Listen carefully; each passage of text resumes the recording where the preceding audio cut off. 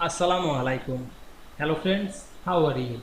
Welcome back to my another video.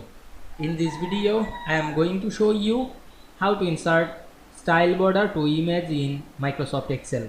Let's get started. At first, you have to open your Excel workbook. Then we go to the insert menu. Select the picture option. Then choose this device. Now I am select an image from our file and click insert. Now we can see here our image. Now we want to insert style border. Go to the picture format menu and select the format picture option. Then select the fill option and choose the line and select solid line. Then select the color and choose any color. Now I am select red color. Then click the wide and increase the wide of the picture border. Then select the compound type. You can add double picture border. Otherwise you can select the border dash dot etc. Now I make solid.